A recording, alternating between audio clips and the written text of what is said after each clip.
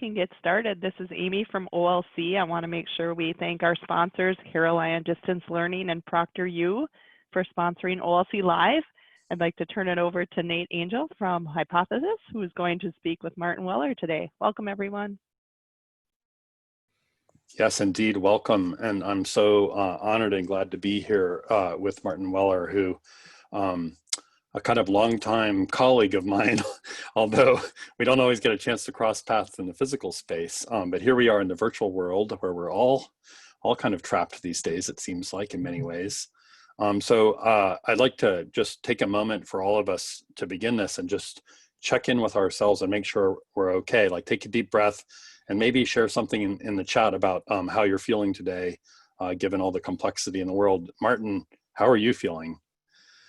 Okay, actually, a bit tired. I had one of those nights last night where I didn't sleep well. I wouldn't say anything particular. I think just occasionally kind of global anxiety gets to you, you know, and you found you haven't slept so well. But yeah, no, I'm feeling pretty good, yeah. What about you? I'm doing okay. You know, it's sunny here in Portland, Oregon, which is not always the case. And so that always brightens the day a little bit. It's not raining.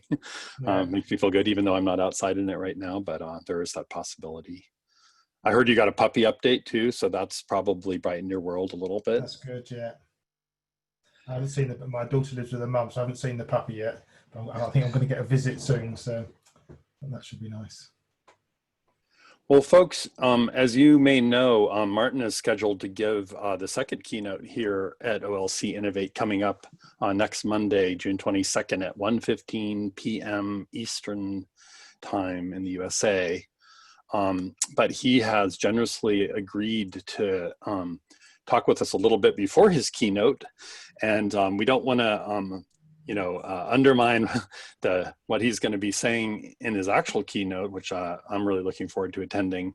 But it's great to have this chance to have a little bit more of an informal discussion with Martin. And so one thing that folks may or may not know if they've looked at the page about your keynote is that your keynote touches back toward something that you've been working on for a while, right? Which is this book, and I can put a link in here to it. Just put the link in. Oh, you did? Yeah. You're ahead of me. Okay, that's great. You're supposed to be. Hi to Maha as well. Hi, Maha. Oh, she's here. Great. That's awesome. Our other OLC Innovate keynoter. And so could you talk a little bit about what set you off on this project to write this book? Like, what spurred that? Yeah, okay.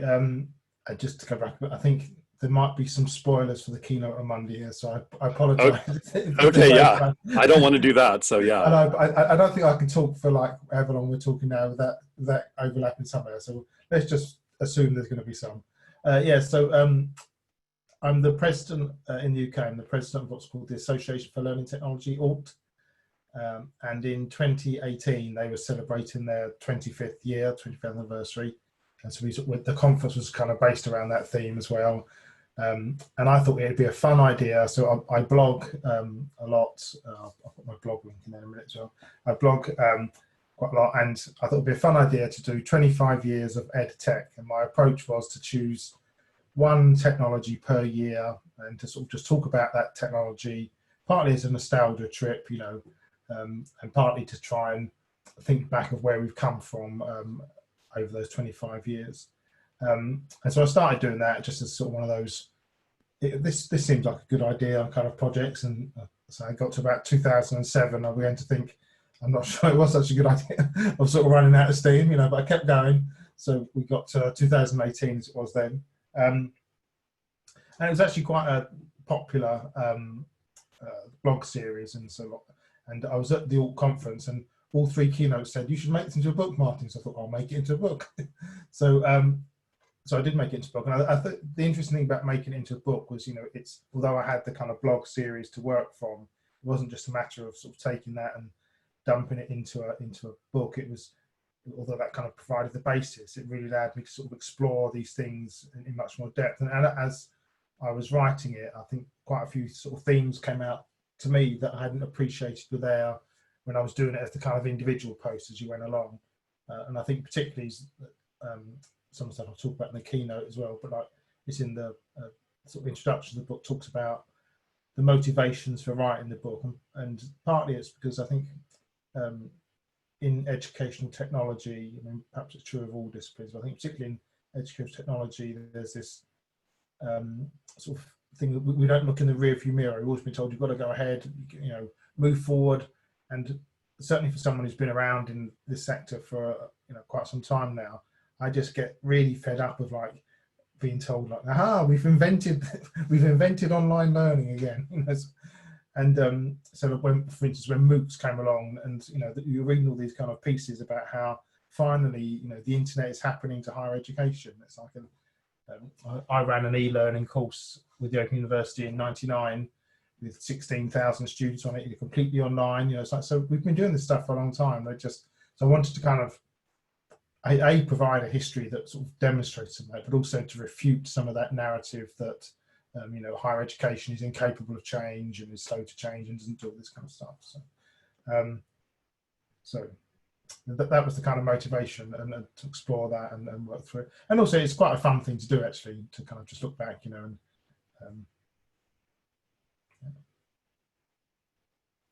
that makes sense. And one thing that we want to do here, in addition to like avoiding spoiling your keynote, is give folks in the audience a chance to ask some questions of you, and they will have this chance in the keynote as well, if you leave them time during your talk. Hint, hint. Hint, Maha. Yes, she ran out of time a little bit and had to use her interview as a way to. No, the rewards took longer though at the beginning. Not my fault. No, it's certainly not your fault. That you had a lot to say and it sparked a lot of questions. And so one thing that we could do here with this session is give folks in the audience a chance to ask some questions. I know Maha had already suggested that she has one. Would you like to unmute yourself again, Maha, and ask it? Yes, thank you. I'm sorry for taking over. I wasn't actually planning to, and then I was inspired to. Given a lot of what people are talking about now in terms of people's fear of cheating online and online proctoring and that kind of thing. And I haven't read your book, Martin. As you know, I resist reading your books, but I love your blog. But my question is, because I did my master's in the UK back in 2003 to 2006. It was a part-time master's. And there was no proctoring, no exams, none of that kind of thing. And in the history of online and distance learning, what have been the ways, because people tend to think that that's the only way these days who have not been in the field for a long time. And I know that some online institutions do that, and some online institutions don't do that. So I don't know what the OU does. I don't know what your experience is, and in your book, do you have, I didn't check to see if you talk about this in the book specifically. So what are the different ways of ensuring academic integrity that have been used in online learning over time? Yeah, okay. So I put some more links in the chat. There are the number of things around the book you can go away and play with. So there's Nate and the team set up an annotate version, and also you can remix the cover and that. So just those are some fun links to play with.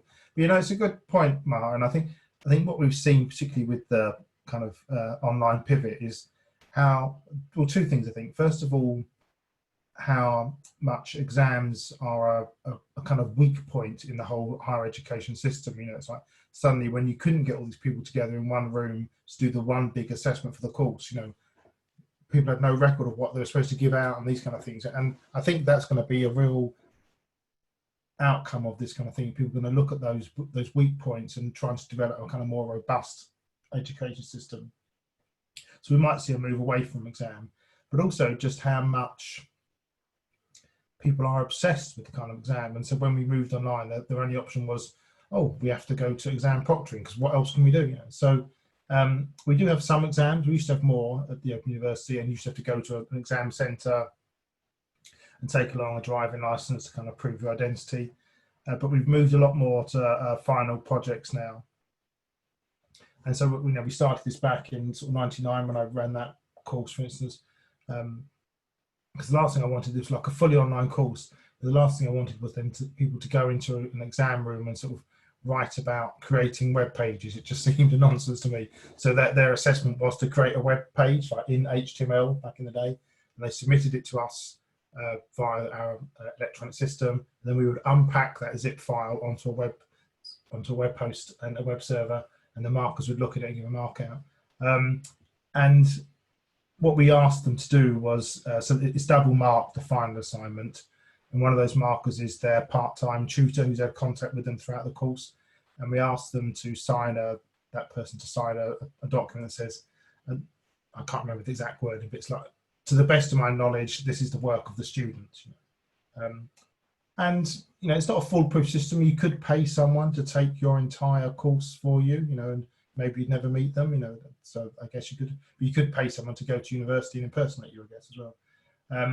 But that seems to be good enough, and I think it's, and so it catches out, if someone who's been, because we have quite a lot of interaction as the course goes on, like in, group work and asynchronous forums and stuff. So if someone's been like, completely not doing anything and suddenly turns in a masterpiece, then that might arouse some sort of suspicion. So that's that kind of check. And I think in many ways it's just, I think exactly, you put it better than I do, Mark. If you interact with them enough, you kind of know their voice and the work, and that's good enough, I think, And I think it's also just a deterrent. If you were going to do that, you kind of know this X who tells you this checks there. So it's not the kind of full, completely trust your students work that, say someone like Jesse Sumwell would promote. But I think in general, it's robust enough for us, and I don't know how often we do catch people cheating. I haven't got that data, but that's kind of where we've moved to. So does that answer the question, Mark?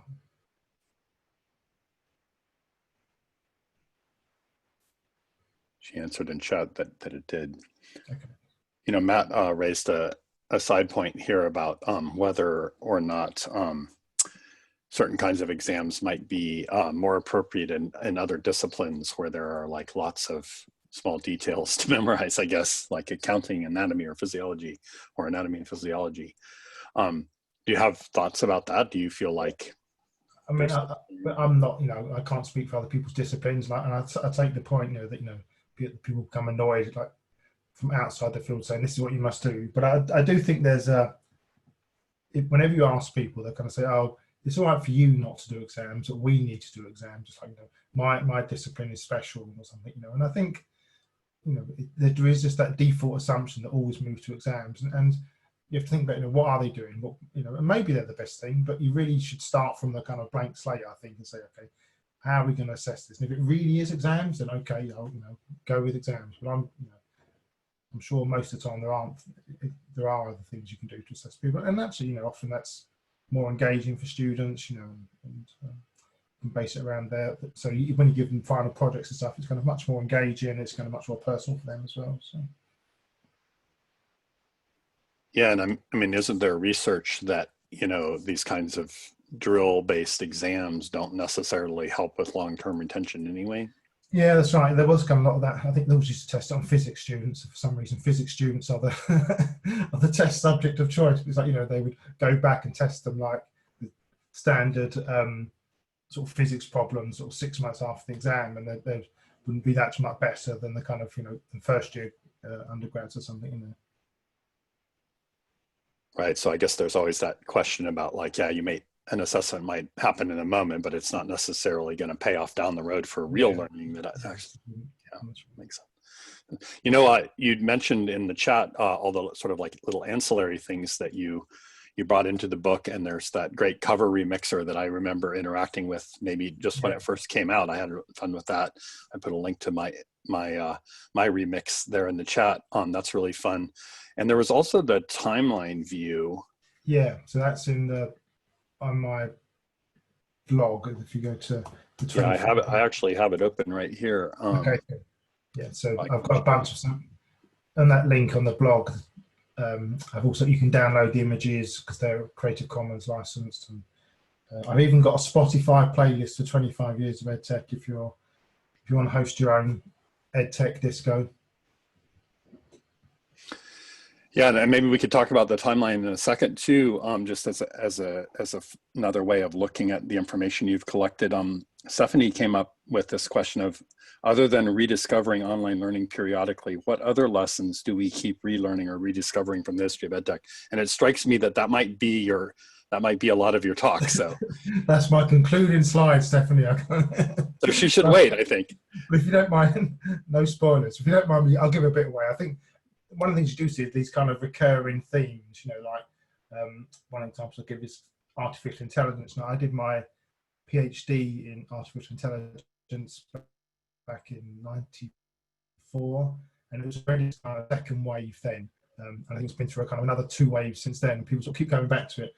And I read a really interesting article from sort of one of the key founders of modern AI back in, I think it was 87, saying like, we're there with intelligent tutoring systems now, very soon they're going to be able to teach everybody, we won't need teachers. And then like about 10 years later, he was saying, oh, it turned out we were a bit over optimistic about that. And the reason was that we didn't speak to educators. Now that's quite a recurring theme, I think, you know. So I think you do see these, but sometimes I think that coming back to ideas is valid, you know. So just as technology moves on, you know, it's like. Cool. Well, we'll definitely look forward to the actual keynote to hear more about that as well. How about this question from Derek, where he talks about this move to digitization of, you know, artifacts in education, you know, with making textbooks digital, taped lectures, and so forth. And are there pieces of technology that you particularly singled out that you thought have been to take us in another direction to make even online digital learning more student-centric and dynamic and not canned, if you will? Yeah, shall I say hypothesis at this point, mate? I did not pay him to say that. No, it's interesting. It's a really good point, actually. And again, I'm just giving my talk, but you don't need to come on Monday now if you're in this session, basically. But one of the things that sort of came out that I didn't know, that I didn't appreciate at the time, but it seemed to me as I was writing the book, was I think we've seen different phases of EdTech development over these 25 years. And that first wave, sort of from 94, just because that's when I start, up to sort of say 2000, was really marked by optimism, I think, and a kind of real desire to think again what it is that we do in education. So in answer to your question, actually, I think that the really challenging technologies are the web, you know, wikis, those kind of things. And I'll talk about this in the presentation, but I've got this paper from 97. He talks about how they're using wikis in courses, and they're really innovative approaches, you know, that they kind of get them to post their own assessments online, and then people co-edit each other's assessments and those kind of things. And they get people from different years collaborating on the course content to annotate it. And that to me seems like a really kind of radical approach that you'd probably struggle to get approved now, you know. So I think actually it's not so much the technology, but I think what happened when that was new, it made educators think about how they do education. And in some ways it's because we see it everywhere now, because it's so pervasive education, we've stopped seeing it as new, and so it's kind of stopped challenging our way of thinking. So I think in some ways it's that. So for instance, everyone was really into constructivism, which I'll talk about again in the presentation, but at the end of the 90s, this whole kind of like, you know, student-centered learning, and people were really excited about non-linear text. Now, hypertext was a really big thing. We kind of don't think about that now, but this whole idea that you could, you know, have a non-linear journey and people would go off and explore and do stuff was really exciting for lots of people about how we construct knowledge. And I think we just don't think, when you think about MOOCs now, they're kind of very linear. You know, you do this, move on to the next step, do that, move on to the next step. And so I think it's not so much the technology, and in some ways we're still dealing with what the web gave us, that kind of liberation and democracy and kind of removal of filters and barriers, but that's also a bad thing as well, as we've seen much that goes online. So I think we're still dealing with what those things meant for us, but it's actually sometimes maybe a lack of imagination or a lack of spark or innovation around that kind of stuff now. Yeah, well, and you know, thanks for the little plug for hypothesis there, because when you bring up the question of like having non-linear experiences, right? I think it is interesting how annotation can kind of spark off of forking paths on top of a text. And so I wanted to bring people's attention to something that happened in one of the pre-conference workshops here at OLC Innovate, where Martin came for a session, and there was a collaborative annotation on top of his book. And I just put the link in there that actually opens it up with the annotations enabled. And what are there, something like 180 some odd annotations and replies on that work already. Really interesting conversations going on that also branch out from the work itself. And I was wondering, you participated in that experience. What was it like for you?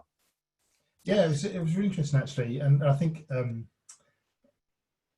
it's quite fun to see you've got to be a bit not too precious about your own work. I think you've got to go accept, and somebody's think, oh, someone's taken that interpretation. That's not what I meant by that at all, but maybe, but that's okay. So it's almost like you're sitting over someone's shoulder watching them read your book, which is kind of quite interesting, I think, as an author. But it's great, I think, and I think, you know, hypothesis, wikis, yeah, another example would be open textbooks, not just because they're openly licensed, but because people like Robin DeRosa do work where they get the students to kind of bring content to that open textbook and change it and adapt it. And I think what all these things do is that they kind of change the relationship to knowledge. It's not something you just sit and receive, it's something you engage with and interact with, and you can have views about and expand upon. And I think that's a very, very profound thing in a way. And I don't want to sort of get into politics too much now, but you may have seen in the UK recently, in the Black Lives Matters protests, a statue of a slave trader was pulled down and dumped in the river, which was great, I thought. But that sort of sparked a big debate with people on the right saying, oh, you know, you can't bring down statues, they're part of our history. But I think in some ways it's that kind of, is a kind of very radical way of looking at it, but it's almost like that's the same type of thing. It's like these things aren't just given to you and you can't touch them. They are part of society, part of the context, and people interact with them in a way. And I think in a kind of less dramatic way, I think that's kind of what we see with open textbooks, hypothesis, wikis, you know, that they're kind of a thing that you can interact with. They're not just an artifact you receive and accept as wisdom. Yeah, that makes sense. I hear you too about that. You know, not feeling too precious about your work, because, you know, to have everybody going over it with a fine-tooth comb down to the point where I think my colleague Jeremy even asked you why you didn't use a hyphen in a particular word. And it's like, wow, that is a detailed question, right? Leave me alone. Yeah, really. English professors. What is your disciplinary background, actually, Martin? Psychology was my undergrad degree. Then I did a master's and a PhD in artificial intelligence. Interesting. So you've studied both the human and the constructed mind. That's right.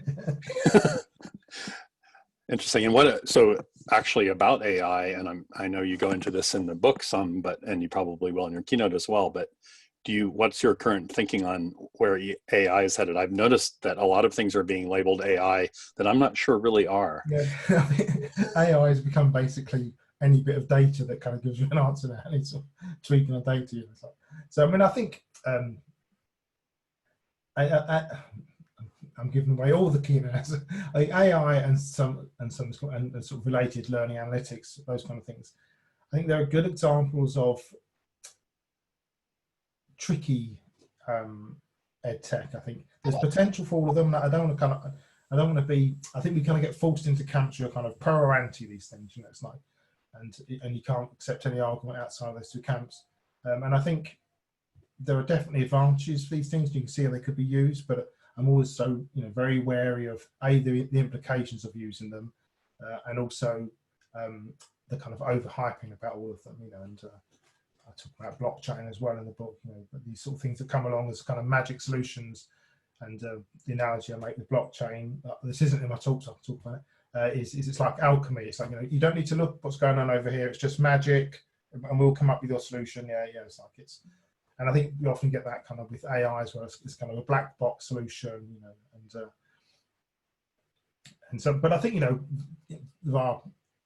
it also depends how you define AI. So there's kind of narrow AI, which is kind of very specific function, and general AI, which is the kind of, you know, like super intelligent robots and, you know, Blade Runner kind of stuff. But I think narrow AI, you can see there might be kind of useful things for that in educational technology, and for instance, people use it in language learning, so you can practice your typed conversations with a language bot to kind of help you build up your repertoire and stuff. And you can see that's very useful.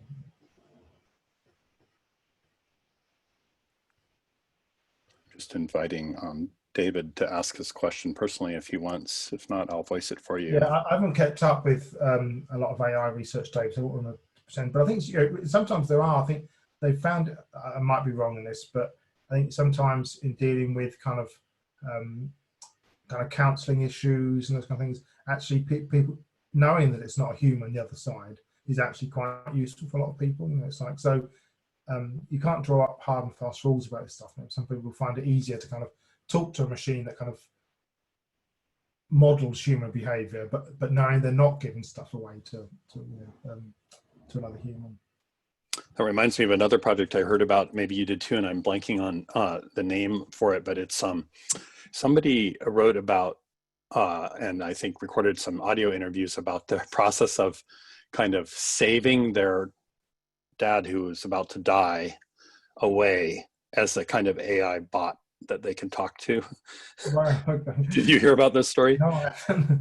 No, that's getting into some serious sci-fi stuff. I'm sure we've seen that in some films. But yeah, it's like, well, it was more of a process while his dad was still alive. He went through a whole like kind of historic, you know, like a kind of biographical exploration with his dad, and used that as a basis to program a bot that could persist on after his dad passed away. yeah.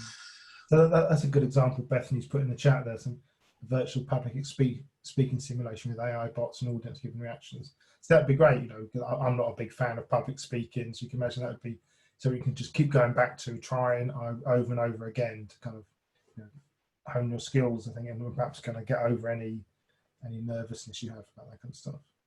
I'm sure this isn't true, but wouldn't it be amazing if Bethany were an AI bot? Well, that's right. I'm sure you're not, Bethany. You're there, Bethany, promoting it. I think you passed the Turing test already, but well done. That would be a great. Well, is there anything? We're almost at the end of the allotted time here, Martin. Is there anything that you wanted to make sure people kind of came prepared to the keynote with? Is there any homework you want us to do? Yeah, go away, read the book. I'm going to be testing all of you at the end. There'll be a quiz. Pop quiz. No, I mean, I think there are some serious points in the talk and in the book, but also it's hopefully also a bit kind of dip into nostalgia and some kind of like a bit sort of like hearted in place as well. So just come ready to enjoy, but also kind of think about if you've been around, kind of any education technologies that you've come across and you remember fondly, or that they kind of taught you a lesson in that, because inevitably, you know, I've missed out loads of technologies in the book and people say, oh, you didn't include this, you should have included that, you know. So those are in the annotations, right? yeah. So come along with your favorite ed tech to beat me up about, you know, that for excluding.